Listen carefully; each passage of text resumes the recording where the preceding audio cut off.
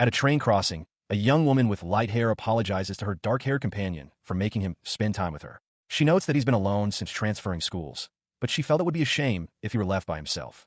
A long silence hangs between them as he leans on the railing, listening. His thoughts are cut short as his eyes widen in horror. A massive truck is bearing down on the girl. With a desperate shout, he lunges forward, pushing her out of the vehicle's path just in time. The world goes black. Then his eyes snap open to the sight of leaves and branches rushing past him. He lets out a startled cry as he tumbles through the air. His fall is abruptly stopped as he becomes entangled in the thick branches of a tree. Dangling precariously, he looks around in utter confusion, wondering how he ended up here. He remains caught in the tree, his mind racing. He wonders if this is heaven, but a powerful thirst grips him. The sensation is too real. He realizes he desperately needs to find water. Having freed himself and found a stream, he splashes cool water onto his face with immense relief. He shouts with joy, believing he survived. Then, sitting on the bank, a chilling thought crosses his mind.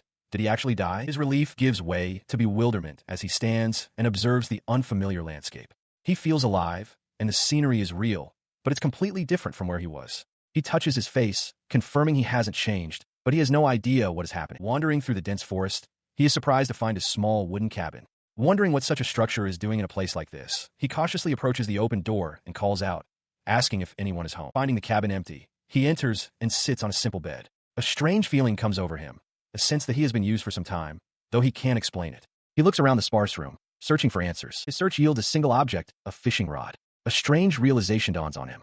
He believes the preservation of his life was a reward, and this fishing rod is part of it. He concludes that good deeds are rewarded with fishing, and a new determination fills his eyes. He casts his line into the water, and almost immediately he gets a bite. With a sharp tug, he begins to reel it in, the lure splashing as the struggle begins. The pull on the line is immense, and with a great splash, a bizarre, winged fish erupts from the surface. He strains against the rod, his eyes wide with disbelief at the creature's power. With a final, triumphant heave, he lands his catch on shore.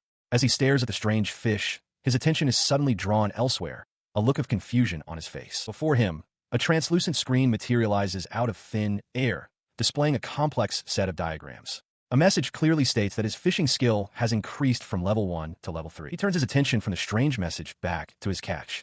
Though he doesn't recognize the species, he decides to keep it. It seems he has caught more than just one. Lying on the ground are 3 of the same unusual fish, their fins spread like wings. A wide grin spreads across his face as he marvels at his success. His very first time fishing, and he's already landed 3 impressive specimens of an unknown species. With his hunger growing, he realizes he has no choice but to eat what he's caught. Gathering the fish, he sprints back toward the small cabin, where an axe and a pile of logs await. Inside, he quickly prepares a meal, the cooked fish glistening over the fire. His eyes sparkle with anticipation as he brings his hands together, ready to eat. He takes a large bite, and as he does, another message appears before him. This time, it announces that his cooking skill has skyrocketed from level 1 to level 5, simply from this one act. The skill increase is matched by the incredible taste. He shouts in delight, marveling at how delicious the fish is. But his celebration is cut short by a sudden, creaking sound from deeper within the cabin, and his expression instantly shifts to one of alarm. He turns, his eyes widening in terror. The source of the noise is a monstrous, boar-like beast with sharp tusks and a bristling mane, standing just inside the cabin. He stumbles backward, shouting in panic that this is bad, that something is happening. His eyes dart around the room, desperately searching for anything to protect himself, and they land on a large metal drum. As the beast charges, he snatches the lid from the drum, hoisting it as a makeshift shield. His fear gives way to resolve. He knows he must defeat this creature, or he will be killed. Just as the monster's tusk is about to slam into his shield, his gaze falls upon an axe lying on the floor nearby. He realizes that is his only chance. With a desperate cry, he swings the axe, burying it deep into the monster's head. The beast lets out a final, pained squeal before collapsing. A strange sensation courses through him, a feeling of newfound power. He examines his hands, then looks at the slain beast, realizing it is likely edible and will serve as a food source for some time. He notices the cabin door is broken from the beast's sentry. Deciding it's best to work outside, he drags the heavy metal drum toward the river, planning to fill it with water to clean the carcass. With renewed determination, he raises the axe high above the boar's carcass. He brings it down again and again, beginning the arduous task of butchering the animal. After some time, he stands back to survey his work. He reflects on this primitive existence he's been forced into, then glances at the severed head of the beast he just killed. He resolves to cook the meat to make it delicious. As he works, a familiar system interface appears, indicating the acquisition of a dismantling skill. He places the meat into a burlap sack to wash in the river, confident that this supply will last him for several days. After the bloody work of dismantling the boar, he sought to clean himself. Inside the cabin, he lamented the lack of a proper bath towel. His search led him to a drawer beneath the bed, where he discovered a large white sheet. It was better than nothing, he decided. Stepping outside, he marveled at the simple luxury of having hot water available. He remarked that while the sheet was a bit like something from the Middle Ages, it was a small price to pay for this comfort. He sank into the steaming water with an immense sigh of relief. The warmth enveloped him, and he exclaimed aloud how wonderful it felt. As he washed the grime away, a moment of clarity settled over him. He was in another world, a strange and dangerous place. Yet he had to admit the food was delicious. With renewed resolve, he decided to make the most of his circumstances. Just then his eyes caught sight of fruit-bearing plants nearby. A wide grin spread across his face as he celebrated the simple joy of being alive. The dark-haired youth stands his ground, startled to see the massive tusked boar now accompanied by its young. He realizes this is the first time he's faced a family of them. Nearby, one of his companions despairs, declaring that it's useless to even try. He lets out a defiant shout, observing that the creature has brought its boss this time. Undeterred, he decides this is the perfect chance to test just how strong he has become. The boar's powerful charge connects, sending him hurtling backward through the air. With a cry of alarm, he understands that a direct hit like that would be the end of him. He manages to arrest his fall by grabbing onto the side of a steep, wooded embankment. Looking down, he sees that his companions are trapped. He realizes his only option is to attack from above. With a powerful leap, he launches himself downward, weapon poised to strike the beast. A single thought crosses his mind. It's so weak. His blade strikes true, felling the massive boar. He stands over his kill, triumphant, shouting that he did it. He then muses that the meat will probably be tough, before a distant sound catches his attention. His gaze shifts toward the commotion. He spots figures in the distance and shouts for them to run. He realizes there are more enemies deeper in the woods, where a larger battle is taking place. His eyes widen at the sight. On a barren, rocky plain, a large party of adventurers is locked in a desperate struggle against a horde of monstrous creatures. The light-haired woman from his own group cries out in alarm. She points out that the other party is being pushed back, that there are too many enemies, and that they're being flanked from behind. In the heart of the fray, the armored knight bellows an order to his soldiers. He commands them to form a crescent moon formation, vowing that they will not let a single creature pass. His group was locked in a desperate struggle against skeletal monsters.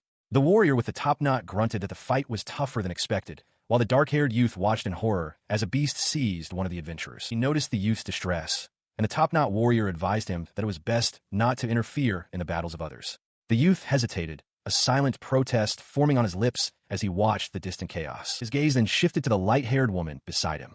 A strange aura emanated from her as she focused intently, and he recognized the subtle activation of her intimidation skill. She turned to him, her expression gentle, and suggested that if he wished to express his gratitude, he should do so. The youth recoiled in surprise, flustered that she had read his intentions so easily. Before he could respond, the top-knot warrior stepped forward, formally introducing himself as Gillet, the leader of their party. He began to speak, but Gillet cut him off, his voice booming as he declared that something felt deeply wrong about this forest. Ignoring the warning, the youth made a peculiar request, asking if he could take the corpses of the monsters they had slain. Gillet was taken aback, and the light-haired woman noted aloud that the boy seemed strangely fixated on the remains. She mused that, at the very least, he didn't seem to be a bad person. Suddenly, a realization struck her, and she exclaimed the word Zoninus. The youth jumped, startled by her sudden outburst. In response, he revealed a small, faintly glowing red stone held between his fingers. Gillet's eyes widened in disbelief, and he demanded to know what the object was and whether the youth had created it himself. He explained that the red stone was more valuable than a standard magic stone. He then pointed ahead, revealing that they could be found in a cave just beyond their current position, a place he was willing to lead them to. He explains that he will lead them to a place called Chasma, but they'll need to wait a moment as it's a bit of a walk. Gillet, the top-knotted warrior, bellows in his face, demanding to know if this is some kind of trick. He leads them deeper into the woods until they arrive at a narrow fissure in a large rock wall. He announces that this is the entrance. Gillet stares at the crack, wondering aloud how such a place could exist so far from any known path. Impatiently, Gillet forces his large frame through the tight opening, scraping against the stone. As he disappears inside, the others call out, checking to see if he is unharmed. The party follows him down a winding stone path into the darkness of the cave. The youth cautions them to be careful of the path ahead. From the oppressive darkness, a colossal creature emerges. Its body is a horrifying fusion of jagged rock and thick scales, its eyes glowing with malevolent light. It strikes without warning, a massive clawed hand slamming into the stone floor. The youth shouts out a warning, identifying the beast as a Dopro Gator, a fearsome B-rank monster. The Dopro Gator lets out a deafening roar that echoes through the cavern, striking fear into the adventurers. The youth yells for everyone to watch out for the giant lizard. It charges forward with immense force, contemptuously knocking Gillet aside as if he were a mere obstacle. As he falls, Gillet looks up to see the youth standing perfectly still, facing the charging behemoth with an unnerving calm. A thought crystallizes in the warrior's mind. This boy is no ordinary guide. He is a monster in human form. Holding a torch aloft in a cavern shimmering with strange, pixelated energy, a young man with dark hair announces their arrival. He gestures to the open space before them, where he has just finished some task on the ground. Behind him, a group of adventurers, a warrior with a top knot, a woman with light, flowing hair, a spiky-haired man, and an armored knight, stare forward in astonishment. They all peer over a ledge into a vast chasm below, revealing a massive horde of small, skeletal creatures swarming the cavern floor. The warrior with the top knot turns to the youth, a challenging look on his face, and asks if he isn't feeling scared by the sight. He replies with a confident grin, stating that he has a secret weapon. The light-haired woman questions if this is truly all right, but the youth reassures her. He explains that his discovery is considered a dud, which makes it perfect for dealing with these lesser monsters. He then asks the warrior to wait just a moment.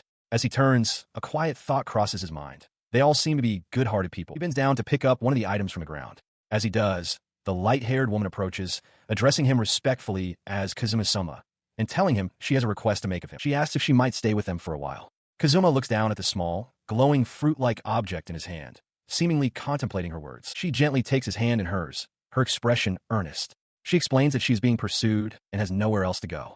His expression softens, and he seems to agree to her plea. A brilliant flash of light erupts from the ground nearby. Kazuma looks up, a bead of sweat on his temple, but a satisfied smile on his face. The warrior and the woman both thank him for his efforts. He stands amidst a field of newly sprouted glowing orbs, gathering them into a sack. Suddenly, he freezes, his eyes widening in shock as he senses a new presence.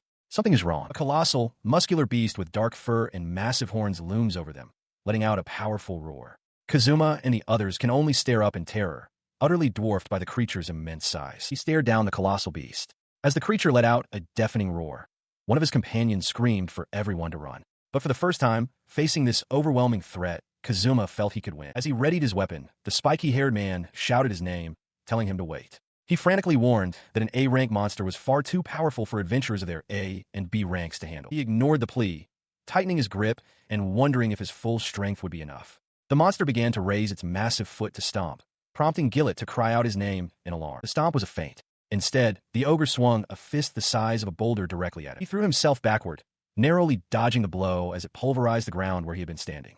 He landed, confirming his suspicion about the attack pattern. The monster's other hand shot out, grabbing him before he could react. Caught in its grip, he realized that in terms of raw power, he was completely outmatched. He would have to endure. He was flung violently through the air. As he tumbled, a strange realization hit him. His level was steadily rising. His companions watched, stunned. The spiky-haired man noticed something astonishing. With every blow Kazuma took, his movements grew sharper. As the ogre roared in frustration, Kazuma prepared to land. He landed smoothly and dodged another crushing attack. With a determined shout, he pivoted, swinging his weapon in a wide, glowing arc. The weapon connected with the monster's arm in a brilliant flash of light. The force of the impact radiating outwards. He stands over the fallen ogre, its massive form now still. The armored knight stares in disbelief, muttering about the defeat of an A-rank monster. Gillet approaches the kneeling youth and demands to see his status. Kazuma, looking up, agrees, though he humbly states there isn't much to look at. As the status is revealed, a single line of text hangs in the air. Level 259. The entire party is struck speechless. The light-haired woman and spiky-haired man look on in shock, while Gillet grabs Kazuma, demanding to know how he managed to hide such power and what his true intentions are. The light-haired woman voices her confusion, wondering aloud how he could possibly defeat the creature if his level was so low. Flustered, Kazuma tries to explain that it wasn't about his level, pointing toward a distant cliff face as he begins to elaborate on his method. He demonstrates by picking up a handful of small stones and tossing them one by one. As the pebbles fly, a notification materializes, announcing that his throwing skill has just jumped from level 2 to 11, and his overall level has increased by 9 from that single volley. With focused intent, he hurls another stone, sending it soaring with surprising speed toward the distant rock formation. Immediately, another message appears. His throwing skill has now leaped from level 11 to 23. Gillet observes with wide eyes, remarking that the speed and distance of that throw were on a completely different scale than the previous ones. He remains silent, his expression one of quiet determination. As Gillet struggles to comprehend what he's witnessing, the light-haired woman softly speaks his name, Kazuma. Her gaze firms as she makes a declaration. She reminds him that she had previously stated they would part ways, but now, having seen this, she has changed her mind. She formally asks him to be her companion on the journey ahead. She acknowledges the unusual nature of her request, for someone of her rank to ask for his accompaniment. A wide, genuine smile spreads across Kazuma's face as he readily accepts her offer, stating that he would be glad to join them. She asks for confirmation, and he gives a firm yes. Beside them, Gillet bows his head slightly, adding his own approval. The tension between them dissolves, replaced by newfound camaraderie as they looked toward their shared future. However, the journey forward was not without its hardships. The party of adventurers trudged through a desolate, rocky canyon, their expressions grim and weary from the long march. Suddenly, chaos erupted. The spiky-haired man shouted in astonishment at Kazuma's movements, noting how he deftly dodged left and right. Despite the praise, Kazuma's face was a mask of pure panic as he scrambled to evade an unseen threat. His desperate maneuvering ended with a sharp impact. He looked up, his eyes wide with horror, as he realized his opponent was a Dipro gator. A scream echoed through the canyon as the gravity of his mistake set in. In the aftermath, Kazuma knelt on the ground, utterly bewildered. The light-haired woman addressed Gillet, stating firmly that they could not lend their power to someone like that. Gillet somberly agreed with her assessment. She, a warrior of an incredible level 259, then questioned Gillet, asking if this was truly the best course of action for the party. He confirmed her unspoken thought. They would have to overcome this setback. She pressed on, suggesting they could simply strike down whatever got in their way. As Gillet processed her words, Kazuma overheard them, his hand clenching into a tight fist until his knuckles cracked. The realization that he was being discarded was crushing. But then, the light-haired woman turned from the group leader and walked toward him. She called out his name, Kazuma-sen, causing him to look up from his despair, a glimmer of confusion in his eyes. She stood before him and extended her hand, offering a small, cylindrical object. She told him that from this point forward, he was to help them. He took the item, his expression one of disbelief. "Is this okay?" he stammered. The woman simply affirmed that it was, her gaze steady. Tears welled in Kazuma's eyes as he clutched the object, exclaiming that it was more than okay. It was brilliant. The woman then clarified that this was different from ordinary defense, explaining that she was entrusting the care of Granville to him. She urges the group to move faster, a command that catches Kazuma off guard. The spiky-haired man points ahead, indicating their path as the party hastens across the open terrain, carrying a large, covered object between them. As they travel, the spiky-haired man spots their destination in the distance, announcing that the town is now visible. Gillet agrees, noting it was a long journey. Kazuma, listening to their exchange, seems relieved that their trek is nearing its end. His relief is short-lived as the spiky-haired man turns on Gillet, angrily telling him not to be so familiar. The light-haired woman quickly intervenes, ordering them to stop their bickering. The rest of the group, including a wide-eyed Kazuma, watches the tense exchange. Kazuma quickly agrees with the command to focus. The spiky-haired man then clarifies their cover story for the group. They are to act as merchants from the Olgadena kingdom. Their cargo, the ornate object covered and carried on a stretcher, is central to their ruse. An imposing, regal figure had advised that a small gift would prevent suspicion. Recalling this, the light-haired woman instructs Kazuma to use the item she gave him to handle their entry. With their plans set, the group arrives at the large gates of the town. Once inside the gates, they are greeted by a man in a dark hood, a prominent scar running over his eye. He cheerfully offers them a place to eat, an invitation that immediately captures Kazuma's attention as he gazes at the food stalls. He and the rest of the party accept the offer, sitting down to a large feast. Kazuma digs in enthusiastically, remarking on how delicious the food is after their long journey. After their meal, the group proceeds through the bustling town streets. Their attention is drawn by a knight in official-looking armor, who loudly announces that he has information regarding a reward. Kazuma turns, his curiosity piqued by the proclamation. The announcement leads them to a public board, where a light-haired woman stares intently at a wanted poster. It displays the face of a woman named Arius, wanted for an enormous bounty. The resemblance is uncanny. She quickly pulls her hood up to conceal her face, but not before Kazuma catches the act, his eyes widening in shock. He looks again at the poster, which promises a great reward for finding Arius, and then back at his companion. The connection is undeniable. A cold sweat forms on his brow as he grapples with a staggering implication. The woman he is traveling with is a wanted fugitive. He stared at the wanted poster, his mind reeling. The spiky-haired man appeared, urging him to hurry and instructing everyone to use the back entrance. Following his own orders, the man began organizing their departure, setting a crate down on the ground next to their waiting car. Their activity drew the attention of a mounted patrol. The leader of the guards rode forward, observing aloud, a cart, horses, and quite a large group. He addressed the spiky-haired man directly, stating that their business in this town was now concluded. The man simply affirmed his statement. The guard leader continued his inquiry, asking if their next destination was the capital. Once again, the spiky-haired man confirmed their plans. With a slight smile, the guard leader remarked that this was a relief. He then asked if the spiky-haired man's dealings with the Hein Merchants Association had been successful, a question that caused Kazuma to watch with a tense expression. He replied that thanks to the guard, everything had gone smoothly. The leader's attention then shifted to an ornate, rolled object in his hand, noting its fine quality and remarking that it must have been a long, tiring journey. His tone shifted slightly as he questioned if the object was truly so valuable as to require an entire cart and such a large escort. The spiky-haired man's demeanor grew serious, his eyes catching something that gave him pause. The tension was palpable. Kazuma, beads of sweat on his face, saw the same fear reflected in the eyes of the light-haired woman. He understood instantly. This was becoming a very dangerous situation. A large, covered wagon, its heavy wheels creaking, rolls to a stop before a contingent of mounted city guards. The leader of the guards, his face set in a stern expression beneath his helmet, shouts for them to halt. He declares that their cargo looks suspicious and that he will be conducting an inspection, addressing the unseen driver. A hooded figure emerges, and the guard captain confirms that they seem to have a problem. From a higher vantage, the wagon is clearly surrounded. The hooded man, revealing himself to be the spiky-haired warrior, grins manically. He apologizes, claiming he forgot to declare his fluffy cargo. Inside the wagon, Kazuma and a light-haired woman exchange worried glances. His bizarre explanation leaves the guard captain utterly baffled. The warrior continues his strange act, asking if the captain would like to pet one of his fat sheep. The captain dismisses the strange talk as nonsense, unaware of the growing tension felt by Kazuma and the woman inside the wagon. His dismissal is cut short as the spiky-haired man suddenly lunges forward, striking the captain squarely in the jaw.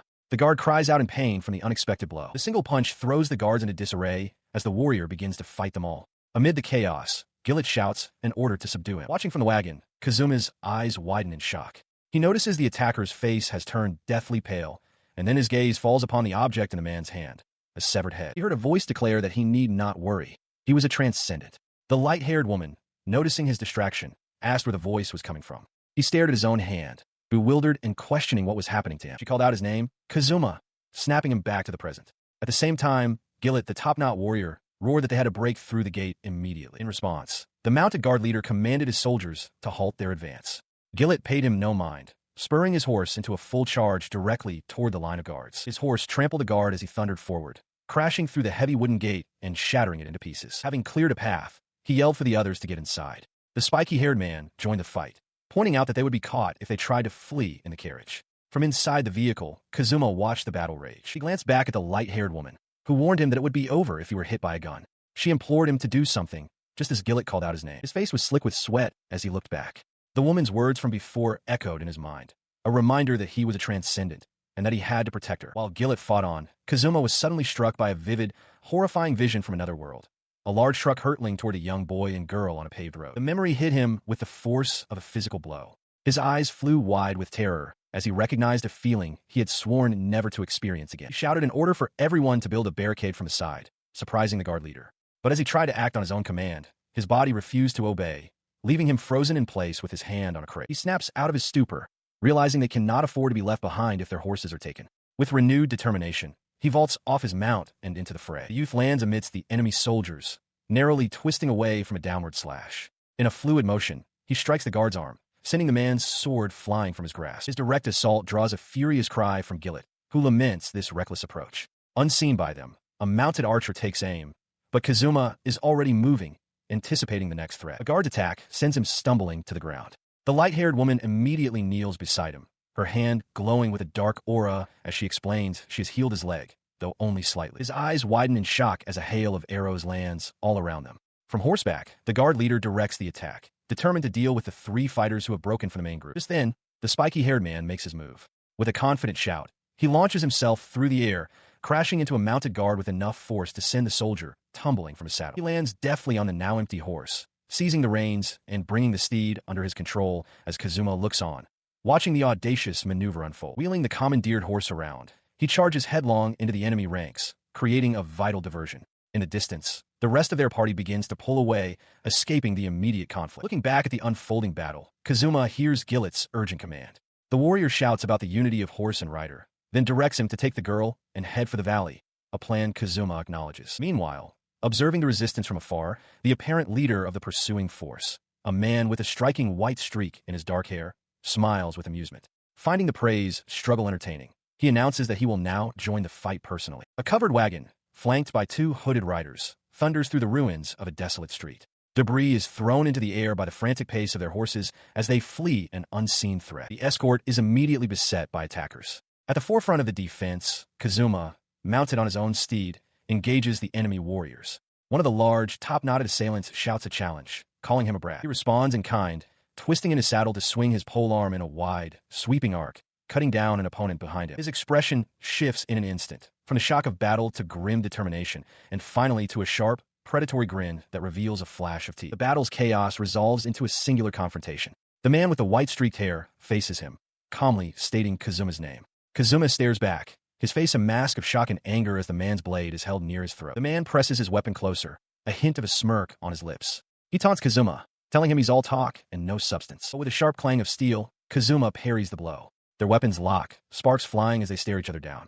The white-streaked man seems impressed, acknowledging that Kazuma is a man of ability after all. Their blades separate and clash once more. He smirks, clearly enjoying the struggle. He asks if Kazuma wants to see his trump card, his expression growing more intense. He seems to relish the fight, baring his teeth as their blades meet again. The ferocity of the exchange leaves its mark. Kazuma looks down in shock at a fresh wound. The white-streaked man questions why he's still trying. Then his grin widens into a crazed sneer. He declares the fight is over and cryptically asks why he should even use this guy. With that cryptic declaration, he unleashes a powerful, swirling attack, a vortex of energy and steel aimed directly at Kazuma. His polearm descended, a blur of motion. Below, Kazuma could only stare up in disbelief, wondering what kind of weapon he was facing. As they galloped, Kazuma questioned if the energy swirling around the weapon was some form of fighting spirit. The white-streaked man, a smirk on his face, confirmed it was, asking if Kazuma had encountered it before. He then declared his intent to demonstrate the power of this black fighting spirit firsthand. He swung his weapon with renewed vigor, the dark energy trailing behind it. Caught in the path of the strike, Kazuma could only brace himself, unable to comprehend the nature of the attack. The commander roared the name of his technique, Black Wind Whirlwind. A dark, swirling haze erupted from the weapon, engulfing Kazuma completely. With a sharp clang of steel, Kazuma managed to parry the polearm shaft, the force of the impact sending a jolt through his body. But the block was futile against the dark energy. It flowed past his weapon like a living serpent, coiling tightly around his arm and torso. His companions watched, helpless, as the white-streaked man's grin widened at Kazuma's pained cry. He reeled back in the saddle, his weapon slipping from his grasp. A sharp pain shot through his arm, forcing a pained grunt from his lips. Despite the pain, he quickly regained his composure, his grip tightening on the reins. A low, determined growl escaped him as his focus sharpened. His opponent watched with a predatory grin, his sharp teeth glinting as he mockingly called Kazuma an artist. In response, Kazuma met his gaze, blood trickling down his face, his expression a mask of pure defiance. He retorted that if the commander was going to imitate him, he should at least do it properly. With a final shout, Kazuma launched himself from his horse, weapon held high, rocketing towards his foe to demonstrate the genuine article. His attack connects, yet nothing happens. A cold sweat breaks out on his brow as confusion twists his features. His eyes, wide with shock, stare down at his opponent, who simply returns the gaze with a confident, knowing smile. As the young man hangs suspended in the air from his leap, the white-streaked man calmly explains the situation. He reveals that Kazuma has fallen for a system trap, a delayed effect that would have been fatal even if he had been unarmed. A surge of defiance courses through him. He refuses to be defeated by such a cowardly method, his face contorting with rage as he roars that he will not lose to such a despicable tactic. He channels his fury into raw power. His blade grinds against the enemy's staff, pushing back with an unexpected and overwhelming force that catches his opponent completely off guard. Straining against the incredible pressure, the white-streaked man grits his teeth, remarking that even brute strength has its limits. With a guttural roar, Kazuma pours every last ounce of his will into the push. A crazed, desperate grin spreads across his face as the pressure intensifies, forcing his opponent back. The stalemate shatters. The overwhelming force sends the white-streaked man flying from his horse, his weapon knocked from his grasp. He crashes to the ground as Kazuma lands nearby, the immediate clash ending with both combatants on the dirt. The man with the white-streaked hair stands over his fallen opponent, weapon poised. He mockingly asks the downed youth how it feels to be defeated. Despite his battered and bleeding face, Kazuma pushes himself up from the ground, breathing heavily. His adversary simply smirks, licking a finger as he dismisses the young man's defiance. He sneers, explaining that the poison from his weapon is an ancient curse. With a pointed finger, he declares that its effects will now spread to those around Kazuma. The man then turns away, ordering someone off-panel to retrieve the dragon carriage. He clarifies that he won't kill Kazuma, but will instead teach him a lesson. Kazuma looks up, confused by the sudden change in tactics. With a sudden, sharp movement, he thrusts his weapon downward. Kazuma grits his teeth, bracing for the impact and letting out a curse. The blow lands not on him, but on the ground nearby, splashing a dark liquid. Kazuma's eyes widen in horror as he sees the light-haired woman has intercepted the attack, taking the wound herself. He cries out her name, realizing the truth. She stumbles, calling out his name and warning that if they linger, the carriage will be lost. In the distance, the path forward remains open, but for how long is uncertain. She insists that she is fine, urging everyone to go on ahead. Hearing her words, Kazuma's expression shifts from shock to grim determination. He plants his feet, holding his ground with his weapon at the ready. He has made his choice, to stay behind and face the enemy alone, creating a diversion for his friends to escape. His gaze remains locked forward, resolute. From the departing carriage, the light-haired woman's desperate cry of his name echoes across the rocky pass. As the group retreats, Gillet, mounted on his horse, sternly tells the light-haired woman to stand down. She looks back with a determined expression, insisting that she cannot leave Kazuma behind. His gaze sweeps over the caravan of refugees they are sworn to protect. He feels the immense pressure of his duty, knowing that his uncle and the others are counting on him to get everyone to the Olga's kingdom safely. Beside him, the mounted guard leader clenches his fist in frustration. In response, the light-haired woman cries out that Kazuma was left behind to die. She reminds Gillet that the people of Aldebaran were similarly abandoned, her words striking him with visible anguish. He turns to her, sweating with stress, and desperately asks what she expects him to do. Her gaze falls to her own injured arm, and the weight of the situation finally crushes her resolve, causing her to break down in tears. Her sobbing continues as she questions her own usefulness, lamenting her powerlessness in the face of their plight. She is overwhelmed by a deep and bitter frustration. Watching her, Gillet's expression hardens. He turns his horse forward with renewed purpose, declaring that all these painful feelings must be channeled into the singular goal of rebuilding Aldebaran. The light-haired woman looks up, softly speaking his name. He continues, his voice steady, stating that a prince who is so deeply affected by the people's feelings is a luxury they cannot afford. As he speaks, the light-haired woman watches him, her tears beginning to dry. Her sorrow suddenly transforms into a look of fierce determination. She declares that no matter what, she must reach the Olga's kingdom. Gillet is taken aback by her abrupt shift, questioning her resolve by reminding her that she had just been willing to sacrifice herself for Kazuma. At that moment, the distinct sound of hoofbeats echoes from the canyon pass behind them. A figure emerges, riding hard to catch up. A voice from the group shouts in disbelief, "Lord Kazuma!" The light-haired woman and the spiky-haired man turn, their faces filled with shock and relief. Gillet stares, unable to believe his eyes. Riding alongside them, Kazuma offers a confident grin and asks if they really thought he could be defeated so easily. He stood before them, battered but alive. The light-haired woman, relieved, remarked that things were gradually getting easier.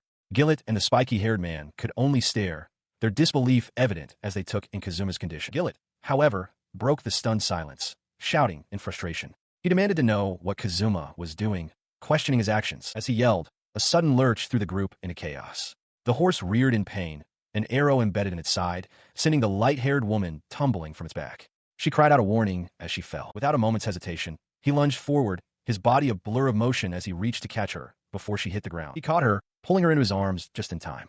Through her tears, she looked up at him, questioning who he truly was.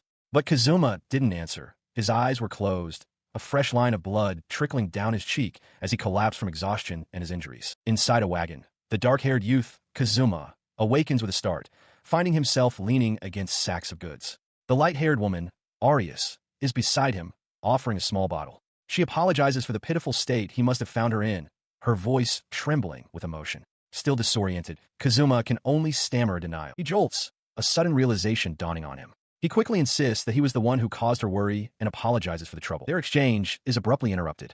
Gillet, the top-knotted warrior, appears on horseback and bellows for the wagon to halt.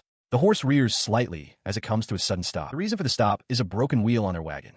Seeing the damage, Gillet declares that if the wagon is broken, they have no choice but to repair it right there. He turns his attention to Kazuma, who is now on his feet, explaining that the repairs will take some time. Kazuma listens intently, observing the warrior's pragmatic demeanor. The warrior then gestures for Kazuma to follow him, leading him a short distance away from the wagon. Arius watches them go, a curious expression on her face. Gillet kneels, formally introducing himself. He then makes a serious request, asking Kazuma to look after the princess. Kazuma is taken aback by the title, while Arius listens from afar. Processing this new information, he approaches the young woman. He asks if it is all right to call her by her name, Arius, feeling it is more appropriate now. She looks at him, waiting for him to continue. He then clarifies his own standing, explaining that Gillet is his master. The warrior gives a subtle nod of confirmation. At this, Arius breaks into a warm, genuine smile. Her smile fades into a look of determination. She explains that there is something she must do, and that is why she is grateful for their help. Kazuma listens, understanding that her journey holds a grave importance. Gillet rests a hand on the hilt of his sword, ready for what lies ahead. The woman reveals her full identity. First Princess Arius Sam Alexandros. Kazuma is struck speechless, his mind reeling from the revelation. She asks if he was aware of her royal status, and he can only manage a quiet confirmation that he was not. He immediately becomes flustered, realizing he should have addressed her with a more formal title. Gillet advises him to calm down, but Kazuma, sweating with anxiety, apologizes profusely for his casualness, admitting he should have shown proper respect. He then makes a startling confession. He is not from this world. Gillet and Arius listen, their expressions serious. The princess questions him, asking if he is implying the existence of other worlds. He confirms her suspicion, explaining that he was transported here from his own world. He speculates that he was summoned by some unknown will, a possibility that hangs heavy in the air. His thoughts drift back to a mysterious voice he heard, one that told him not to worry. The memory is fleeting. He then turns his attention back to the present, apologizing to Arius once more for his earlier lack of decorum. She reassures him, admitting she has much to process herself. Her curiosity piqued. She asks about his original world. He explains that concepts like status were foreign to him there, which is why he was initially oblivious to his own rapid level up. The conversation jogs his memory of a notification he had dismissed. As he focuses, a translucent screen materializes before him, displaying his current state, level 885. His attributes are listed in staggering detail. Attack power at 1091, power at 834, and agility at 691. Arius stares in disbelief, recalling that his level had been a mere 9 just a short time ago. Gillett explains their world's ranking system, a pyramid with S rank at the top for those level 100 or higher.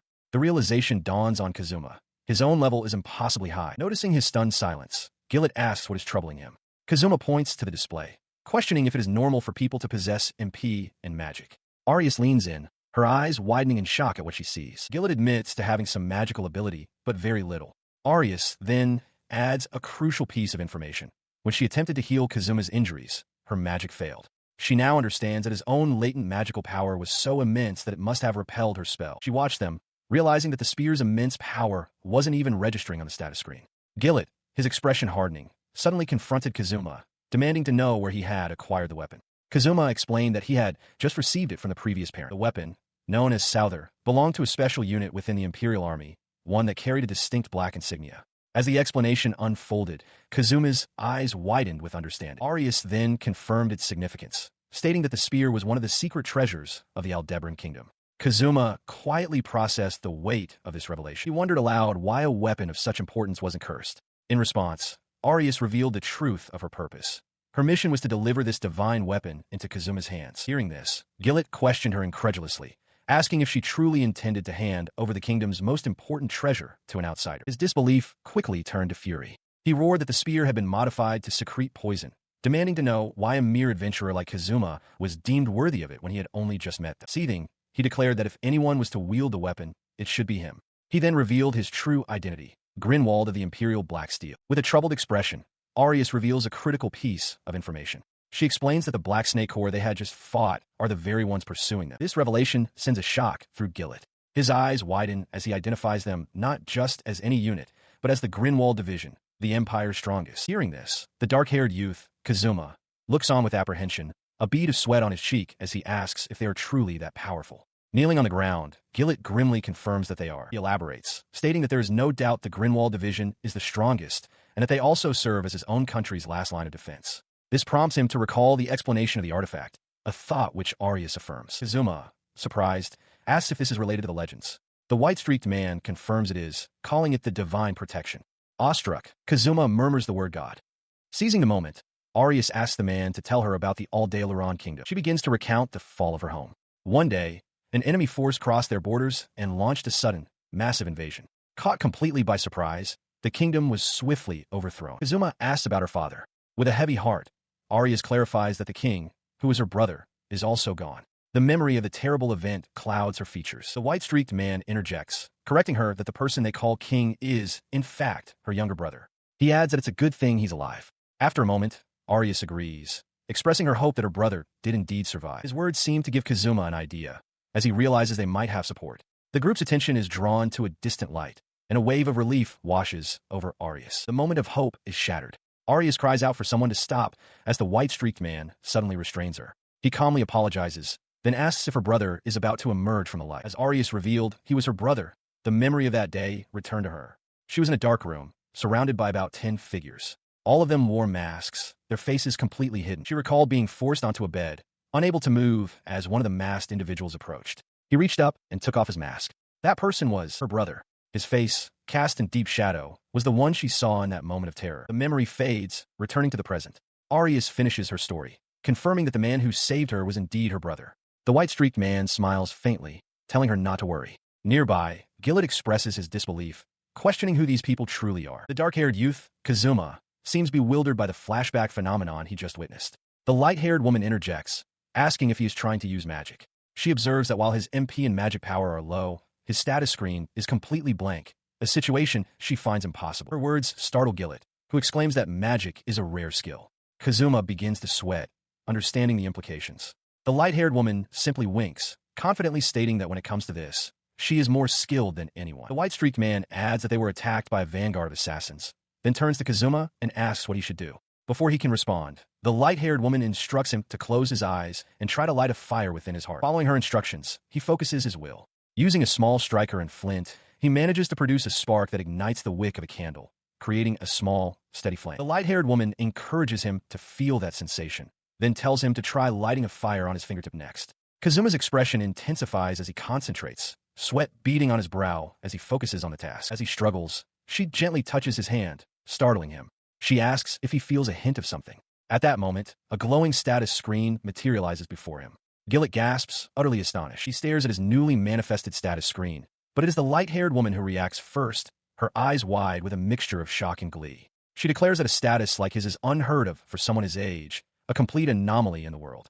Gillet, equally stunned, tells him to hold on, pointing out that his level is unreadable. He suggests they check the experience bar. As Gillet leans closer to inspect the details, he trails off, his focus fixed on the line item for Kazuma's required experience points. He finishes his sentence in disbelief. The experience needed to level up is set to a value of 1. Not for single skill, but for everything. Kazuma can only stare, trying to process the impossible information. A memory flashes through his mind. The moment he struck down the monster, the strange sensation that followed. He now understands what that feeling signified. The light-haired woman explains that with his status now formed, he has officially become one of the lost ones. The revelation prompts a question from Kazuma, who asks why he was brought to this world in the first place. He admits to himself that while he doesn't fully understand it, this is his new reality. Seeing his expression, the light-haired woman offers a reassuring smile, telling him not to worry. He then asks why. If his experience points are increasing, his level remains stuck at 1. The light-haired woman theorizes that if the required experience was truly 1, it would essentially be infinite. She apologizes, admitting that she doesn't have a clear answer for him. Changing the subject, she expresses her sincere gratitude, stating that without him, their situation would have been dire. Gillet chimes in, agreeing that they are in his debt. She then proposes a plan. They should head for the Alda Kingdom. She is confident that her mother is there and will provide them with aid. As a glimmer of hope appears, Gillet's head snaps around. He hears the thundering sound of hooves, recognizing it as a cavalry force even larger than the one they faced before. Kazuma's face fills with dread as he realizes what is coming. A sudden, rhythmic sound cuts through the forest air, and the dark-haired youth's eyes widen in alarm. He calls out for everyone to prepare to hide, identifying the sound with certainty: the Imperial Army. The other members of his group react with shock. The top-knotted warrior, Gillet, immediately barks orders for the escort guards to camouflage the horse-drawn carriage. As they scramble for cover, the light-haired woman beside him grabs his hand. He looks down at their clasped hands, a grim realization dawning on him. With their current numbers, escaping this situation seems impossible. He feels they have pushed their luck too far. He peers through the foliage from their hiding spot, his breath catching in his throat. The enemy force is not a mere patrol. It is a vast army, stretching far into the distance, their numbers overwhelming. His face is slick with sweat as he considers their options. He knows they cannot remain on this road, as the horses will surely give them away. Already, mounted Imperial soldiers are patrolling the path ahead, their presence tightening the noose around the small group. His gaze shifts to the carriage, now hastily concealed with branches. He knows that if those soldiers find it, everything is lost. His eyes lock onto the approaching riders, every muscle tense. The mounted soldiers thunder past their hiding place, seemingly oblivious. The youth remains perfectly still, listening intently, hoping the sound of their passage is all he will hear. Just as relief begins to set in, a squad of foot soldiers stops nearby. One asks what happened, but their leader urges them onward. The youth's expression hardens with anger. If they are discovered here, everyone will be forced into a fight they cannot win. He crouches low, his mind racing, when a light-haired woman speaks to him in a low voice. She reminds him that he is a transcendent being. The enemy before them, she explains, is not his true opponent, but one day he will indeed face a great army. Her words seem to strike a chord within him. He clutches his chest, a newfound resolve hardening his features. He believes he can do it. Turning to Gillet, he gives a new command: get away from the main road. Gillet grabs his shoulder, warning him not to be reckless. But the youth is firm. He insists it's fine, that he will handle this alone. He gestures toward the carriage, telling the others to take it and escape while he creates a diversion. He moved like a whirlwind, his spear a blur as he single-handedly engaged the Imperial soldiers. With swift, precise movements, he parried their attacks, forcing them back. His relentless assault continued, but in the chaos, one soldier slipped past his guard. A flicker of surprise crossed his face as he realized his momentary lapse in defense. Recovering instantly, he swung his weapon in a wide, sweeping arc, clearing the space around him. He needed to find a way to make them retreat, a thought that raced through his mind as the light-haired woman watched with concern. As he stood over a fallen foe, a hand suddenly gripped his arm. It was Gillet, with the woman right behind him. Gillet confirmed that he was, indeed, still alive. Kazuma reacted with fury, demanding to know why Gillet was there when he was supposed to have escaped. From atop his horse, Gillet retorted, questioning how Kazuma had managed to fly. He urged him to get on, insisting it was their only way out. He explained that he had returned specifically for this purpose. This time, Gillet declared he would be the one to act as the decoy. Before the argument could continue, the ground trembled with the arrival of the main Imperial force. A formidable line of mounted knights appeared on the horizon, their armor glinting in the light. From their ranks, a single, imposing figure in black armor stepped forward. His presence radiated authority. Kazuma's eyes fixed on him, recognizing the commander of this force. Gillet, sweating, hastily explained that his misdirection had only bought them a little time. He identified the commander as Souther, an A-rank powerhouse, and urged Kazuma to use the Black Wind Lantern. Ignoring the advice, Kazuma stepped forward and directly asked for the commander's name. The armored figure replied, his voice echoing from his helmet, Grinwald. The name struck Kazuma with the force of a physical blow, leaving him stunned as Gillet shouted at him for his insolence toward his excellency. He stared in disbelief at the commander, who stood before his army and had introduced himself as Grinwald. Kazuma stammered, asking what was happening, the implication dawning on him. This man had to be over level 100. A desperate thought surfaced. He only needed a single experience point to level up, but it had to be gained in the midst of combat. The commander calmly confirmed his thoughts. Nearby, Gillet watched with growing dread. The commander then turned his attention to Gillet, stating that he would deal with this opponent personally and warning him not to speak out of turn again. Gillet's frustration mounted as he realized the princess had run straight into the enemy's ranks. As Gillet began to protest, a powerful, dark aura erupted from the commander, enveloping him completely. The sheer pressure of it forced both Gillet and Kazuma to brace themselves. Gillet was stunned, realizing his body was reacting instinctively to the overwhelming force. The commander's voice boomed, declaring that to turn one's back on him within his domain was a fatal mistake. A wave of terror washed over Kazuma. He understood there was no escape. He had to fight here and now. His gaze fell to his own weapon, a grim realization setting in.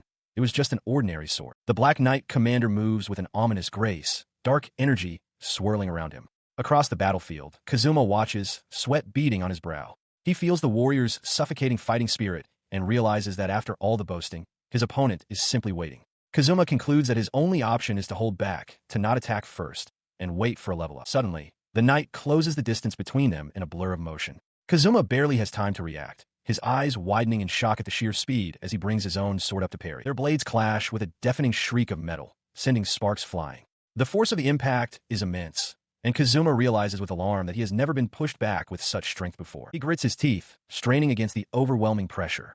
The knight's massive blade grinds against his own as he is slowly forced backward, struggling to maintain his footing. As their swords remain locked, the Black Knight commander speaks, his voice calm despite the struggle. He questions how Kazuma managed to block his sword, acknowledging the boy's surprising speed. Kazuma manages to disengage, creating a precious few feet of distance. He pants, sweat dripping from his chin, knowing he has only bought himself a moment. He takes up a long spear, preparing for the next assault. He now understands the terrifying truth of the situation. His opponent is level 100 or higher, an S-rank power. A desperate thought crosses his mind.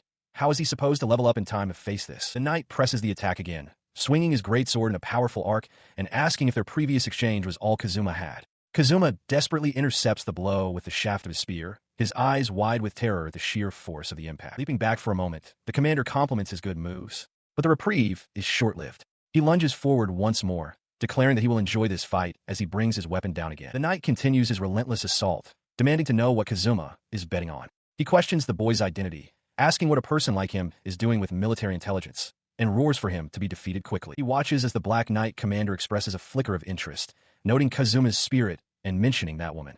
A sense of dread washes over Kazuma.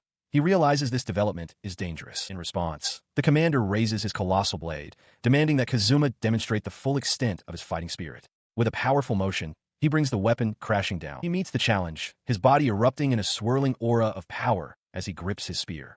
He channels his fighting spirit, preparing to face the onslaught. The commander observes this display, noting that the aura is different from what he's seen before, specifically from someone named Kaiser. He dismisses it as an unsightly, unrefined power. Despite his critique, he decides to show respect for the young man's audacity. He declares his next move to be a parting gift, a final tribute to his opponent's will. A dark, oppressive energy begins to radiate from the commander's armor, swirling around him like black flames. The sheer heat of the technique makes Kazuma break into a sweat as he braces himself. The energy intensifies, becoming a raging vortex of fire and shadow. The commander questions if his opponent's spirit also carries such heat, before announcing his intention to unleash his ultimate secret technique. He lunges forward, his blade cutting through the air and generating swirling rings of destructive energy. Kazuma plants his feet, preparing to meet the devastating attack head-on. He roars the name of his ultimate art, Tyrant Dragon Flame Frenzy Dance. The technique connects with overwhelming force. Kazuma is thrown violently into the air, his spear torn from his grasp as the fiery vortex engulfs him completely. He is consumed by a searing heat, the flames roaring around him. The intense temperature makes it difficult to breathe, as if the very oxygen is being burned away. From a distance, the light-haired woman can only watch in horror, her eyes wide with disbelief and terror at the overwhelming power that has engulfed him. His body finally gives out, and he collapses to the scorched ground. As his vision fades, surrounded by the swirling inferno, a single thought echoes in his mind. Is he truly going to die here, burned to ash in such an agonizing way? He lies motionless, seemingly defeated. The light-haired woman stares, her expression filled with anguish. She remembers their promise, a vow that he wouldn't die yet. He couldn't die yet. As his body remains still on the ground, a luminous, grid-like panel materializes in the air just above him. Words form upon its surface, announcing a single, impossible fact. Level has increased. A commander in black armor stands before a wall of dark, swirling fire, his power on full display. He identifies the overwhelming inferno, which engulfs several mounted soldiers, as the secret art of the shogun. As the flames subside, his soldiers marvel at the display. They comment on the incredible fighting spirit behind the S-rank technique, remarking that such a powerful skill was wasted on their foes. The commander, however, seems to agree with their assessment.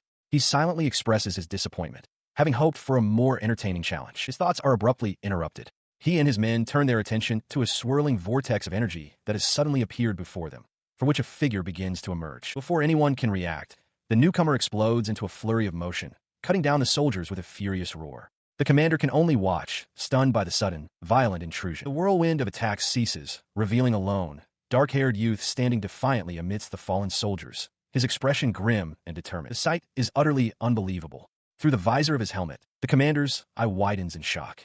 The youth, his face smudged with dirt, stares back with unwavering intensity. He faces the commander directly. The armored leader realizes with astonishment that this boy somehow withstood the rampaging dragon flame, which must mean his power level is equivalent to S-rank. The youth remains silent, his gaze fixed and his body coiled, ready to spring into action at any moment. In an instant, he lunges forward, blade aimed true, catching the formidable commander completely off guard with his explosive speed. His attack connects with the Black Knight commander's massive blade. The force of the impact is immense, shattering the wooden shaft of his weapon, but he holds his ground with fierce determination. He is pushed back, straining against the commander's overwhelming strength. The commander grunts, surprised by the youth's resilience as the ground beneath him cracks from the pressure. He is sent stumbling backward from the sheer power of the exchange. The commander pauses, intrigued, remarking that his opponent is indeed interesting.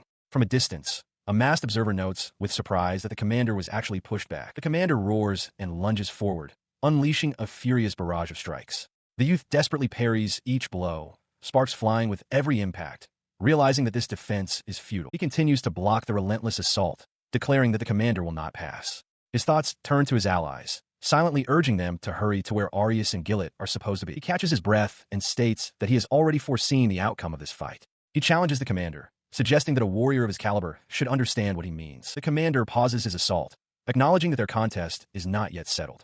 Across the clearing, the youth stands ready, gripping the broken remains of his staff. He announces that he will now reveal his full power. The youth senses the shift immediately, noting that the commander's presence has grown considerably larger. His companions watching from the sidelines feel it too. The commander surges forward, his blade wreathed in a torrent of fire. The attack engulfs the youth completely, trapping him in a vortex of intense flames. The commander stands over the dissipating inferno, certain of his victory. He exclaims that it was a direct hit, but through the smoke and embers, the youth is still standing. In response to the youth's survival, the Black Knight commander unleashes another, even more potent attack. A colossal mass of dark, chaotic energy plummets from the sky, aimed directly at his target. The commander watches, certain this will be the final blow. But as the dark energy descends, it inexplicably splits apart, flowing around the youth as if repelled by an unseen force. The commander and his soldiers can only stare in disbelief at the impossible sight. He stands untouched amidst the swirling remnants of the attack, his gaze fixed and unwavering. The commander is stunned, questioning how this could be possible. Without a word, he takes a determined step forward, the ground crunching beneath his boot. He levels his spear at the armored knight and declares his purpose. He must go and help Arius. His eyes burn with intensity as he delivers his ultimatum. If the commander intends to interfere, then he will simply have to defeat him. He lunges forward, thrusting his spear with incredible speed, but the commander parries the blow with his massive sword. The initial block, however, is not enough. The spear's shaft bends under the force of the thrust, and its tip finds a gap in the commander's defenses, piercing through the thick plate armor at his side. A spray of dark fluid erupts from the commander's helmet as he lets out a choked gasp, the impact of the blow reverberating through his body. He stumbles backward, his arms thrown wide in shock and pain, impaled on the youth's spear. The young warrior stands his ground, the weapon held steady, having achieved the seemingly impossible. His devastating strike finds its mark. The tip of the spear bursts through the Black Knight commander's backplate, splattering blood onto the barren ground as the imposing warrior looks down in disbelief. The commander collapses to his knees, using his massive sword to prop himself up. In the distance, his soldiers cry out in alarm, calling him Kaiser and Your Highness, while the youth silently holds the shaft of his embedded spear. With a sharp tug, he wrenches the spear free. His face, smudged with dirt and sweat, remains fixed in a grim, determined expression as he spins the weapon, readying himself once more. He turns his back on the fallen commander and begins to walk away, but one of the Imperial soldiers, rushing to their leader's side, shouts for him to wait. The youth stops, glancing back at the scene. He stands alone on the path, spear in hand, questioning whether he should simply leave them be and continue on his way. His path is blocked by a group of Imperial knights who draw their swords. One of them speaks, stating that even if the youth defeats them, he cannot truly win against Kaiser. The knight declares with conviction that victory is impossible for him. The knight continues, his voice ringing with loyalty, insisting that this is not a battle to be fought on such a small scale, implying the full might of their forces has yet to be seen. He looks back at the determined soldiers, their blades poised to strike.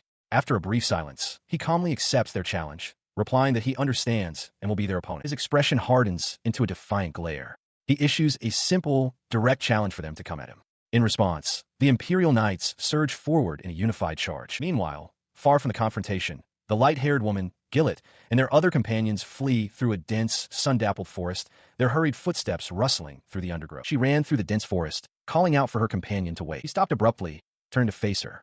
With a look of distress, she protested, insisting they couldn't just abandon Kazuma. His hand tightened into a fist as he declared their actions were necessary for the reconstruction of the kingdom. He explained that this was Kazuma's wish as well, though his voice trailed off with uncertainty. He looked at her with grim determination, stating that their current priority was to ensure His Highness reached or Dan alive. Their escape was cut short as a figure emerged from the foliage, blocking their path. The shaggy-haired man looked at them with disdain, asking if they truly believed they could run from him. Meanwhile, back at the clearing, Kazuma faced the Imperial soldiers with a chilling grin. He relished the sight before him, remarking on the wonderful expression of desperation on the faces of his cornered prey. He stood poised with his sword, addressing the soldiers directly. He declared that they were his favorite kind of delicacy. From the dense foliage, a man with a patterned scarf emerges, a cruel smile playing on his lips. He looks upon Gillet and the light-haired woman, remarking on their expressions of desperation, like those of cornered rats.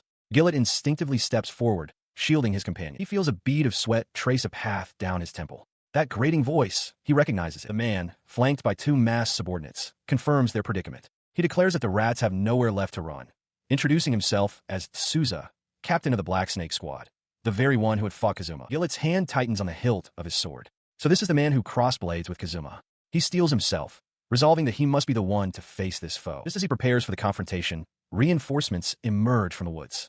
The eye-patch woman announces that they will also remain. Gillet turns, startled, to see Kazuma and his entire party have arrived. The eye-patch woman instructs the others to press on, entrusting the battle to her group. They agree, knowing time is short. The light-haired woman, however, turns to Gillet with concern, asking what he plans to do. He simply tells her to wait. Turning her attention to the light-haired woman, the eye-patch woman addresses her formally as Your Highness. She explains that while they have escorted her this far, their journey together ends here. The light-haired woman's eyes widen in protest. She refuses, insisting that she must go with them, that she cannot let them face the danger alone. Her loyal companions stand before her as one.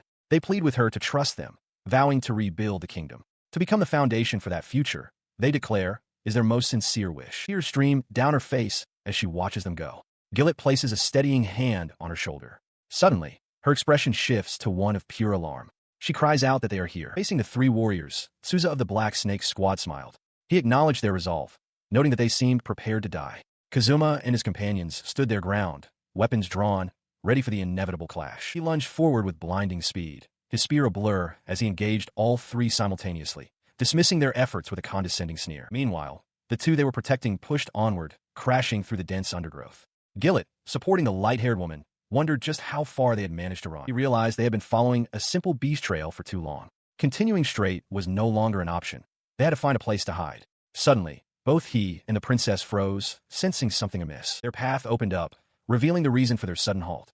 A sheer, impassable cliff face rose before them, a dead end. Trapped, he cursed his mistake. Panic set in as he frantically scanned the area, trying to decide whether to go left or right. But the princess had already made her choice. She reasoned that their pursuers would anticipate them heading left, towards Altana. Therefore, she would do the unexpected, leaping off the cliff to the right. Just as she disappeared over the edge, a new group appeared at the cliff's top. Their leader, a man with dark, curly hair, surveyed the scene with a triumphant smirk, announcing that he had finally found his prey. He was looking down at them. Having landed safely, Gillet and the princess were met by two other women, and all four stared up in shock at the new arrivals. Stepping forward, Gillet's eyes narrowed in recognition. He called up to the man, demanding to know if he was the guard captain, questioning what this could possibly mean. Souza's face fills the view, a wide, malicious grin stretching across his features. He mockingly praises his opponent's subordinates, telling him to pass on the message that they did a fine job and entertained him thoroughly. His words strike a nerve. Gillet grits his teeth, his face a mask of barely contained rage. Noticing the reaction, Souza calmly asks if he has made him angry. He continues his taunts, touching his own cheek with a smug expression. He casually mentions that he had to kill that little brat and insincerely asks for forgiveness. The cruel admission catches the attention of a light-haired woman. Her eyes widen in alarm as she demands to know what happened to Kazuma. He turns to her with a theatrical flourish, claiming ignorance. He states that Kazuma was taken by Kaiser's men, adding with a sneer that the boy had foolishly challenged an S-rank opponent. Her face pales as the grim implication of his words sinks in. Souza's voice continues, coldly suggesting that by now, Kazuma is likely nothing more than a burnt corpse. He then focuses his predatory gaze entirely on her, identifying her as the Princess of Aldebaran. He declares his intent to take her back alive, planning to use her as a stepping stone for his own advancement. In response, the warrior leaps forward, drawing his sword and positioning himself between Souza and the women. He roars his defiance, declaring that he would never hand Her Highness over to someone like him, a challenge met only by Souza's wild, cackling laughter. The man gestures dismissively towards the group huddled behind their protector. He coolly notes that Gillet is the one who swore to protect the princess. He then forms a frame with his fingers, his gaze fixed intently on Gillet. Through a piercing close-up of his eye, he tells the older man that he is not the only one. He stood his ground, sword held ready, his face a mask of grim determination. He declared that he alone would be more than enough to handle them. He then leveled his blade directly at Souza, vowing to be the one to deal with him. Souza and his two spear-wielding subordinates watched with dismissive amusement. Souza scoffed at the challenge, suggesting they test the old man's skill. In a flash, he whipped his polearm around, its tip blurring through the air with blinding speed. The polearm crashed against Gillet's sword with a shower of sparks. Souza, a wild grin spreading across his face, cackled with delight and warned Gillet's companions to stay out of the fight. Their duel erupted into a flurry of motion. Blades met and parted, each warrior testing the other's defenses. From a distance, the princess watched the fierce exchange with growing anxiety. He was forced back, marveling at the incredible weight and speed behind Souza's attacks. The antagonist, in turn, seemed impressed, questioning aloud how Kazuma could have possibly defeated such a monstrous opponent. As Gillet gritted his teeth against the onslaught, the princess cried out his name in fear. Her companions, seeing the danger, immediately urged her to escape. The short-haired woman, Malua, grabbed her arm, insisting they run while they had the chance. She refused, her gaze fixed on the battle. She told Malua that they would stay and use their support magic to aid the fight. Her resolve was cut short as Souza's warriors moved to encircle them, their spears held ready. One of the soldiers gave the order to seize them. The princess looked at the soldiers blocking their path and realized with dread that it was impossible. They were trapped. From amidst of his clash with Gillet, Souza shot a condescending smirk towards the princess. He informed her that with their current level of skill, their magic would be completely ineffective against it. As the standoff continues, one of the princess's companions devises a plan. She explains to the others that if they combine their chants, the spell should be effective, and then urges the princess to use the opportunity to escape. Putting the plan into motion, she and her fellow mage close their eyes and begin the incantation.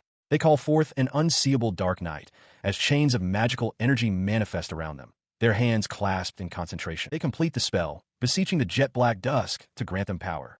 With a final cry of blind, a swirling vortex of pure darkness erupts from a magic circle on the ground, engulfing the dueling figures of Gillet and Souza. The effect is immediate. The surrounding soldiers cry out in confusion as their vision is stolen by the sudden gloom. Seeing the opening, the princess desperately calls out to Gillet, pleading for him to escape. However, the darkness vanishes as quickly as it came.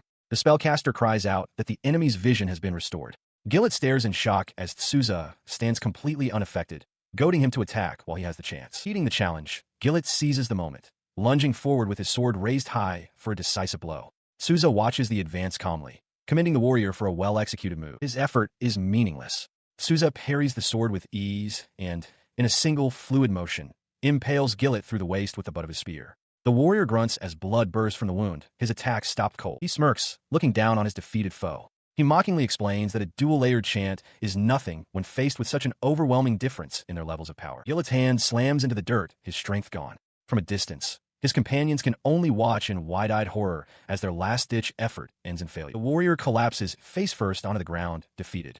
Souza stands over his broken form as the princess watches, her hand covering her mouth in utter despair, whispering Gillet's name. She and her companion watch in horror as Gillet lies defeated on the ground. Their captor, Souza, looks on dispassionately, remarking that it was they who initiated the conflict. He then deflects a volley of dark projectiles with a single sweep of his spear, chastising them for their pointless interference. In response, she draws a small dagger, tears of desperation and fury streaking her face as she screams for him to stop. She steps forward, declaring that she is his sole objective.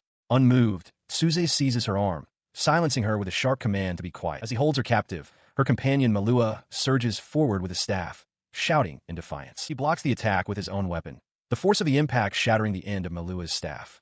Souza turns, a flicker of surprise on his face at the interruption. The tense standoff is broken by the sudden arrival of Kazuma.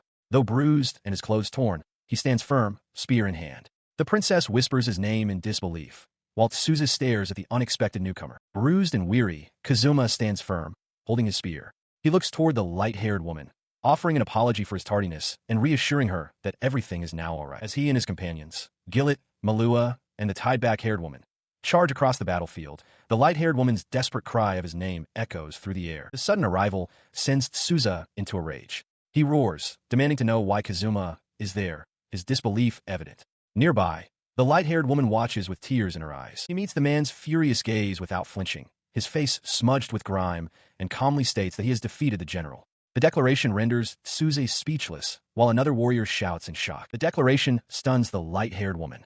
Her eyes widen as she processes the name, realizing with astonishment that Kaiser is the name of an enemy general. She whispers how incredible it is. Kazuma's attention returns to Souza, telling him plainly not to lie. For a moment, Souza looks away, his expression unreadable, before his gaze snaps back with a hardened glare. His words hang in the air as Souza mutters in denial. Gillet interjects, reminding everyone that the general is S rank, underscoring the supposed impossibility of Kazuma's claim. He refuses to back down, declaring that his own presence is the ultimate proof. With the general's subordinates defeated, he proclaims that the fight is over, a statement that makes Souza scream in anguish. Kazuma then turns to the light-haired woman, thanking her for coming. Her relief is palpable. She rushes to him, throwing her arms around him in a tight embrace. Through tears, she tells him how truly glad she is that he is alive. He holds her tightly in return, his weary face a mask of relief and sorrow. He apologizes for being so late. He and the light-haired woman stood close, sharing a quiet moment amidst the aftermath of the battle. She offered him a gentle, reassuring smile. Nearby, the enemy commander, Souza, observed them in silence, flanked by two of his warriors. His foot tapped impatiently on the ground. He broke into a cold sweat, his mind reeling with disbelief. He couldn't fathom it, that this boy had truly defeated the monster known as Kaiser. His head whipped around, eyes wide with shock as he stared at Kazuma. The youth met his gaze and calmly asked if he was planning on running away. He erupted in fury, demanding to know what Kazuma was talking about. He declared that he would never flee from a mere brat and pointed accusingly, questioning the look in the young man's eyes. His anger subsided into a sly grin. He admitted that his true objective was the mountains, not Kazuma. However, he added, with Kaiser's forces in disarray and Kazuma present, he couldn't help but be concerned. When one of his men hesitantly asked if he was retreating, Souza roared at them to be silent. He proclaimed it a strategic retreat before turning his attention back to Kazuma, calling him a brat once more. The youth stood his ground, his expression firm. He stated that their duel would have to wait for another day, warning Souza not to lose to the Azure Dragon Spear before they met again. Souza glanced back, a bead of sweat tracing his temple. He told Kazuma to take good care of the spear. Below them, his warriors began to move out in an orderly withdrawal. From horseback, Gillet gave the command for a full retreat. As both armies pulled back, Kazuma watched, frustrated. He wanted to pursue, but his injured leg held him fast. He could only mutter Gillet's name in exasperation. He stares in shock as his companions gather around a fallen comrade. One of the women urgently calls out, pleading for the injured person to open their eyes. The wounded warrior is Gillet, an arrow lodged deep in his chest. As Kazuma rushes to his side, the light-haired woman desperately urges Gillet to hold on. In response, she places her hand over the wound. A complex, glowing magical sigil materializes on his chest, bathing the injury in an ethereal light. The potent magic seems to cause Gillet immense pain. He grits his teeth, sweat beading on his brow as he lets out a low, strained groan. His pained reaction startles the others. The light-haired woman shouts his name, pleading with him to remain conscious and check his own condition. She cradles his head, reassuring him that it's all right and that the enemy retreated because of Kazuma. Her attention then shifts, and she calls out to the young man. Hearing his name, Kazuma looks toward the wounded warrior.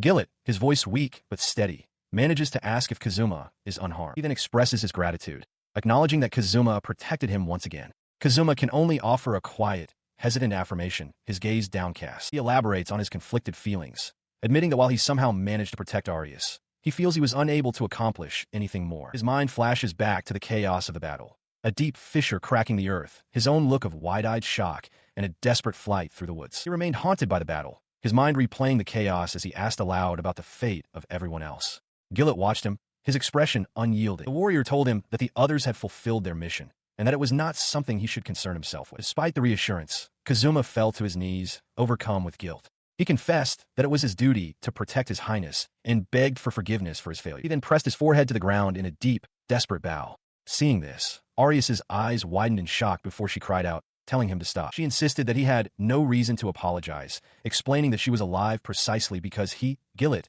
and the guards had protected her. Her words hung in the air, causing Gillet to look down with a quiet sigh as a heavy silence fell over the group. Arius, looking drained from her efforts, wiped a hand across her face. Kazuma, however, looked up, a small, relieved smile gracing his lips. Noticing her fatigue, Gillet addressed her directly. He reminded her that she had just used healing magic and warned her not to push herself too hard. She turned to him abruptly, puffing her cheeks out in defiance and challenging his concern with a sharp retort, leaving him momentarily stunned. Her brief outburst faded as quickly as it came.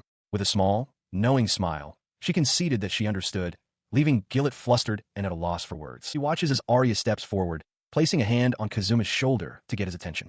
The young man turns, a questioning look on his face as she calls his name. She explains with concern that his wounds are quite deep, and he must not push himself any further. Kazuma offers a reassuring smile and agrees, just as she suddenly slumps down, the effort of the healing magic clearly taking its toll. He watches her, the faint glow of her magic still clinging to his skin, and resolves internally that he cannot let her exert herself any more for his sake. With that decided, Arius addresses the group, suggesting they return to the wagon now that Kazuma's immediate injuries have been tended to. The party proceeds through the dense woods, making their way back. Kazuma remains vigilant, his eyes scanning their surroundings as they walk. From the cover of the tall grass, Arius and the others watch as Kazuma, some distance away, begins to work, a tool held high in his hand. He kneels beside their damaged wagon, focusing intently on repairing the broken wheel. As he works, Gillet walks up behind him to observe. The warrior looks on, a hint of impressed surprise on his face, as Kazuma finishes his task with a satisfied smile and a quiet declaration of success. He crouches beside the younger man, exclaiming that the repairs are complete. His admiration is clear as he remarks on how dependable it is that Kazuma possesses a carpentry skill. Kazuma, however, seems to brush off the praise, turning his attention to another matter as Arius and the others look on. He approaches the resting group, asking Gillet about the progress of the wounded man's treatment.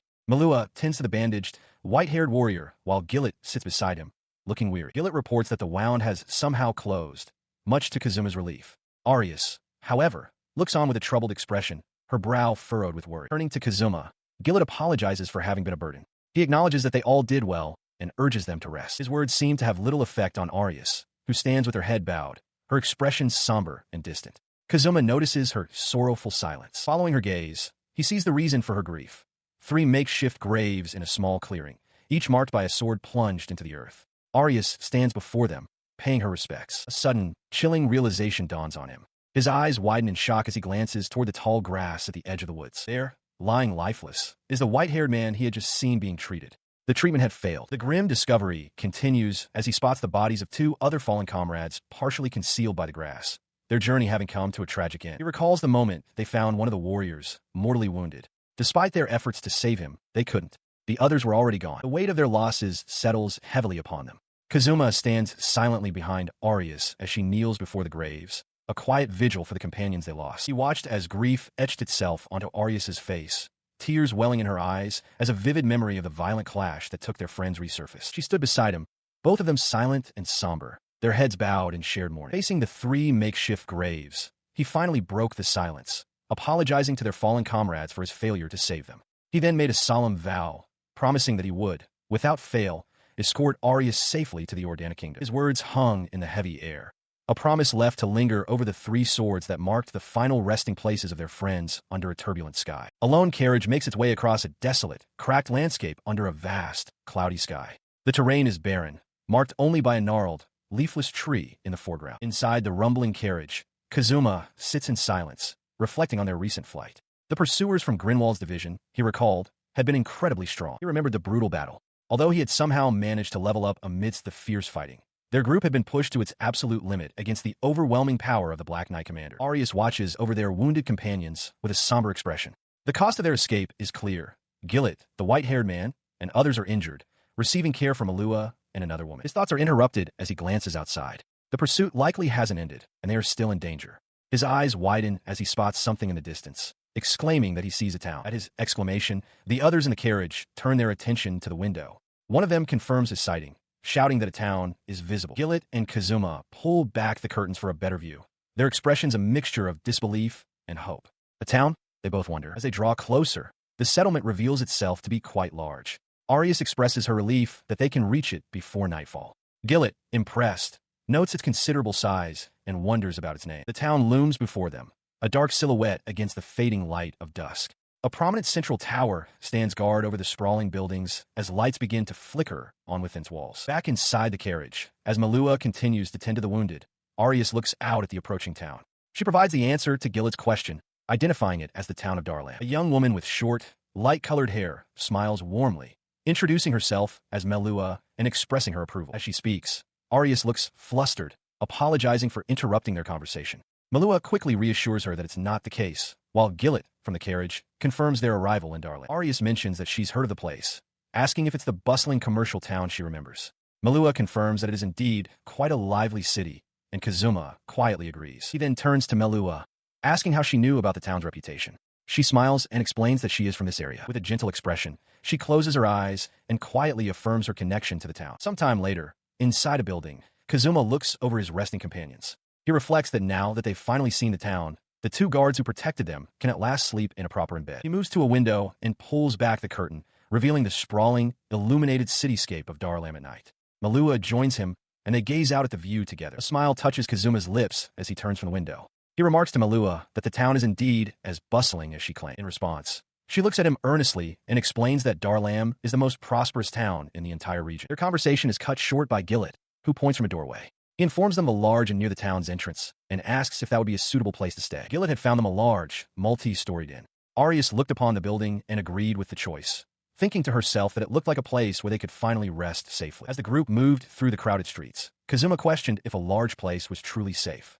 Arius agreed, noting that the larger an establishment, the easier it is to blend in and hide among the people. His caution persisted. As they approached, he crouched to get a better view of the city, acknowledging that even here, he could not afford to let his guard down. The wagon he was in came to a halt as Gillet, steering the two horses, announced their arrival. Inside, where the injured rested, Melua cheerfully thanked everyone for their hard work and volunteered to handle the lodging procedures herself. She then stepped out and approached Arius, bowing slightly as she asked for permission to proceed. Arius smiled warmly and granted it. As she turned to go, Gillet called out, stopping her and holding out an item for her to take. Kazuma watched the exchange from the wagon, his expression one of surprise. The item he handed her was a card, intricately detailed with what appeared to be a map and a crest, likely a letter of introduction or some form of official pass. From within the wagon, Kazuma voiced his hope that they would be able to secure rooms. Melua, overhearing him, turned back with a slightly worried smile, admitting that if she failed, she would have to search again. His concern was met with a quiet observation from Arius, who noted that finding another inn larger than this one would be suspicious and problematic.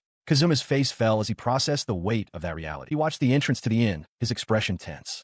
Beside him, Arius's eyes widened in surprise as the large doors began to swing open. From the opening, Melua emerged with a bright, relieved smile. She called out to everyone, her voice full of good news, and stepped forward with a triumphant cheer. She threw her arms wide, joyfully declaring that she had succeeded. As she did, a group of attendants emerged from the inn, led by a well-dressed man with a prominent mustache who bowed and formally welcomed them. The innkeeper addressed Arius directly, his tone deferential, offering to take care of all their arrangements. With a calm and gracious expression, she accepted his offer, thanking him for his hospitality. He then gestured for them to enter, explaining that he had been informed some of them were injured.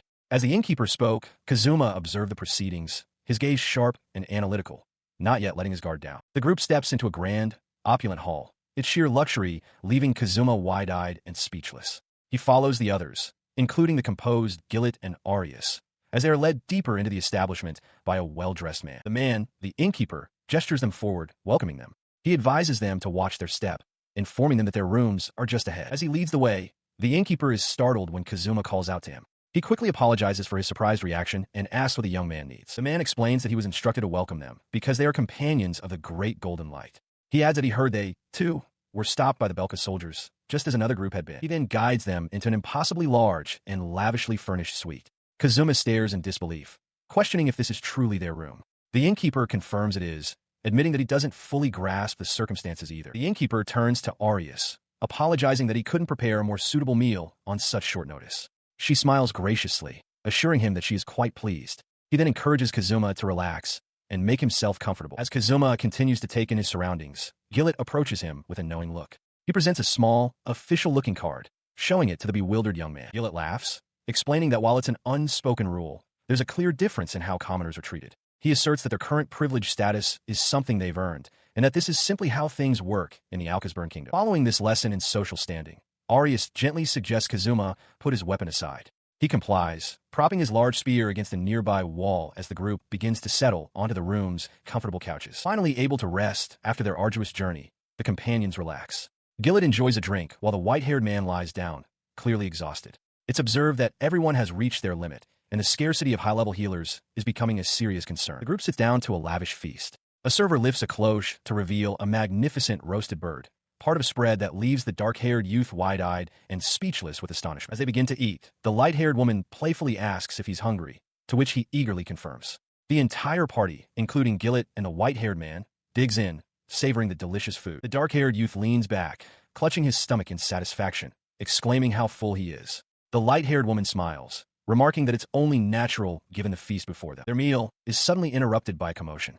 Gillet shouts impatiently for someone to guide them, drawing the dark-haired youth's attention to a new group of men who have just entered the inn. He rises from his seat as the newcomers stride towards their table. The leader, a man with glasses and a pinstripe suit, gestures dismissively at them while addressing his entourage. The man looks down on them with contempt, asking if they are members of the Burn Company. Without waiting for a reply, he violently shoves a female staff member to the ground. The dark-haired youth and Gillet stare in disbelief as the man glares down at the fallen woman. The dark-haired youth wonders what is happening as the light-haired woman steps forward. She calmly addresses the aggressor, telling him that his rudeness is uncalled for. Her intervention only seems to anger the man. He scowls furiously as his companions erupt in loud, mocking laughter behind him. The light-haired woman's expression remains steady. She raises a hand, her voice cutting through the noise with sudden authority. "Stop that laughter," she commands. The room falls silent as the pinstripe-suited man stares, utterly stunned by her audacity. She held her ground as the man in the pinstripe suit spoke again, his tone dripping with condescension. He identified himself as a Gatsu, but offered a veiled threat about what would happen next time, a smug smile playing on his lips. His words triggered a thought in the dark-haired youth. He recognized the name as belonging to a famous merchant association, and a chilling realization washed over him. If this man was a member, his master must be someone of immense power and influence. This understanding was punctuated by the pinstripe-suited man's sharp glare as he accused them of disgracing him. Nearby, Gillet's knuckles whitened around his wine glass, his expression hardening with fury. He could no longer contain his anger, rising to his feet and shouting that this was no simple matter. Elsewhere, in a quieter room, the light-haired woman sat as an unseen person asked if he was truly the one they were expecting. Back in the main hall, the confrontation intensified. The man leaned in close to her, stating his need to confirm something. With false regret, he concluded that she must be from the Burn Company. He then claimed to have known her well since she was a child, a revelation that shocked both Gillet and the dark-haired youth. The man then spoke her full name, Rosalia Byrne. A sense of dread washed over the youth. This was bad. Despite the accusation, she remained impassive. The man scoffed, questioning how a penniless person like her could be associated with his Burn Company as he presented a small, official-looking card. The card, he explained, identified her party as Rosalia and bore a specific number. With his entourage laughing cruelly in the background, he declared his intent to teach her a lesson for daring to use the name. As the threat hung in the air, the dark-haired youth desperately tried to think of a way out, but nothing came to mind. He glanced at Gillet, who was frozen in place, sweating and clearly paralyzed by indecision. Their hesitation was all the opening the man needed. He turned his full, predatory attention back to the light-haired woman. "Now, then," he began, savoring the moment. "What shall we do with you, Rosalia Byrne?" She met his accusatory gaze without flinching. The man in the pinstripe suit adjusted his glasses, his eyes widening for a moment as if processing her silent defiance. Her companions, Gillet and the dark-haired youth, watched the tense standoff, unable to intervene. A smirk spread across the pinstripe-clad man's face as he came to a conclusion, dismissing her as a dullard. He crossed his arms, radiating an air of complete confidence in his assessment. His smug confidence then solidified into a direct challenge. As the dark-haired youth looked on, a bead of sweat tracing his temple, the man extended a hand dismissively. He demanded that if her claim was true, then she should present the proof.